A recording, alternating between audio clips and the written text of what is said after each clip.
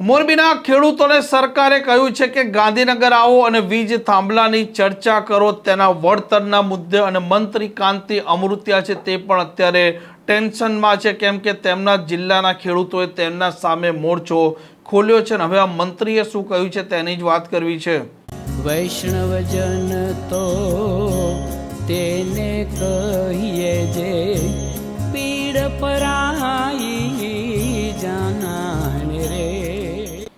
નમસ્કાર, આપ જોઈ રહ્યા છો નવજીવન ન્યૂઝ અને હું છું આપણી સાથે તોફિક ગાંચી. ગુજરાતના ખેડૂતોના ખેતરમાં વીજ થાંભલા ખાનગી કંપનીઓ નાખી રહી છે. વળતરનો મામલો છે, એના મામલે ખેડૂતો લડી લેવાના મૂડમાં છે. સરકાર પણ હવે મુશ્કેલીઓમાં મુકાય તેવું દેખાઈ રહ્યું છે, અને સરકારના મંત્રી કાંતિ અમૃતિયા પણ હવે મુશ્કેલીમાં મુકાય છે, કેમ કે તેમના જ આ જિલ્લાના જેતપર ગામના ખેડૂતો હવે મેદાનમાં છે, સરકારના સામે લડી લેવાના મૂડમાં છે, અને ખાનગી કંપનીઓની દાદાગીરી કોઈ પણ કાળે સહન નહીં થાય તેવો પણ તેમણે હુંકાર ભર્યો છે. અને સમાચાર મળી રહ્યા છે કે સરકારે કહ્યું છે કે આવો ગાંધીનગર તેની ચર્ચા કરીએ, પરંતુ આ ખેડૂતો હજી ગાંધીનગર જવા માટે પણ તૈયાર નથી, અને મંત્રી કાંતિ અમૃતિયા વચગાળાનો રસ્તો કાઢી રહ્યા છે, કેમ કે તેમના ભાઈ પોતે પણ ઉપવાસ પર બેઠેલા છે, અને ખેડૂતોને 4 ગણું વળતર જોઈએ છે. સરકારે મધ્યસ્થી કરી નથી, પોલીસે તેમને ફટકાર્યા છે, અને હવે મામલે મંત્રીએ શું કહ્યું છે તેમને પણ સાંભળો.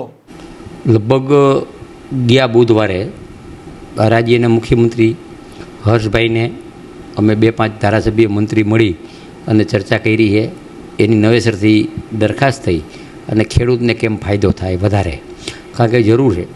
અમે સમજી ખેડૂતના દીકરાએ કે ખેડૂતને પૈસા મળવા જોઈએ અને કાયમી કઈ રીતે એનો નિકાલ થાય, એના માટે રાજ્યના મુખ્યમંત્રી ભાઈ શ્રી ભૂપેન્દ્રભાઈ હર્ષભાઈ પોઝિટિવ છે, અને એના આધારે કાર્યવાહી પણ ચાલુ કરી. પણ એની પ્રોસિજર હોય છે, એ પ્રોસિજર લગભગ ટૂંક સમયમાં એની નીતિ નક્કી થાય.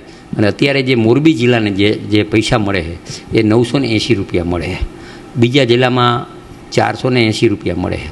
એટલે એમાં ગુજરાતમાં તમામ બીજા જિલ્લાને પણ કઈ રીતે વધારે મળે, મોરબી જિલ્લાને કઈ રીતે મળે કે મોરબી જિલ્લો એક ઉદ્યોગની દ્રષ્ટિએ હબ છે, અને જમીનના ભાવ ઘણા બધા છે મોરબી જિલ્લામાં. એટલે એને પણ કઈ રીતે ખેડૂતને વળતર મળે એની અમે આ રાજ્યના કૃષિ મંત્રી ભાઈ શ્રી જીતુભાઈ, તમામ ઘણા બધા મંત્રીઓ ગઈ બુધવારે મુખ્યમંત્રી આરે લગભગ 15 મિનિટ ચર્ચા કરી અને વધારેમાં વધારે પૈસા મળે અને સારી રીતે ખેડૂતને ફાયદો થાય એના પ્રયત્ન અમારા ચાલુ જ છે.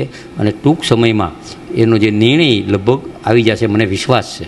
ખેડૂતો અત્યારે જે આંદોલન કરી રહ્યા, તમને ટૂંક સમયમાં જેનો નિર્ણય આવી જાય અને ખેડૂતો રાજી થઈ જાય એ પ્રકારનો એમાં કોઈ પણ પ્રોસિજર છે. હું આજે રાજ્યનો મંત્રી મારા હાથમાં સીધું દઈ દેવું ન હોય, એને તમામ ગુજરાતના કલેક્ટરને આદેશ કરવો પડે, પછી કલેક્ટર ત્યાંથી એ રિપોર્ટ મોકલે, અને રિપોર્ટ મોકલ્યા પછી કલેક્ટર મોકલ્યા પછી સમગ્ર ગુજરાતનો નિર્ણય લેતા હોય છે.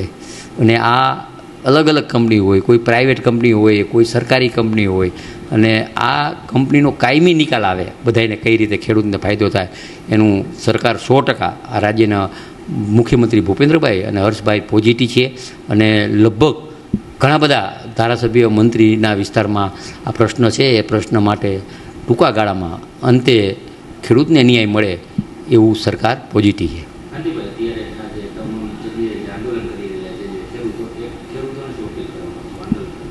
મારી નમ્ર વિનંતી છે, હક માટે તમે માગી આપો, અને કોઈના કહેવાથી આપણે હુડીએ ચડી જવાની જરૂર નથી. તમે તમારી રીતે હકથી આવેદનપત્ર દો, અમને રજૂઆત કરો. જે વિસ્તારના મંત્રી આવ્યો ધારાસભ્યને રજૂઆત કરી અને વધારે પૈસા, અંતે ગુજરાત ખેડૂતના હિતવારી છે, તો એને કઈ રીતે વધારે પૈસા મળે એવું લગભગ મને એવું લાગે, મને વિશ્વાસ છે કે ટૂંકા સમયમાં એનો અંત આવી જશે. આમ ખેડૂતોના આ ખેતરમાં જે પ્રકારે વીજ થાંભલા નાખવામાં આવી રહ્યા છે તેના વળતરનો મુદ્દો અત્યારે સરકાર છે તેમના માટે મુશ્કેલી ભર્યું છે, તે ઊભું કર્યું છે, અને ખેડૂતોને કેવી રીતે સમજાવવા તે રસ્તો પણ સરકાર અત્યારે નીકાળી રહી છે, પરંતુ ક્યાંક ને ક્યાંક હજી સુધી કોઈ રસ્તો મળેલો દેખાતો નથી. આ પ્રકારના સમાચાર માટે નવજીવન ન્યૂઝ ચેનલ સાથે જોડાયેલા રહો. નમસ્કાર.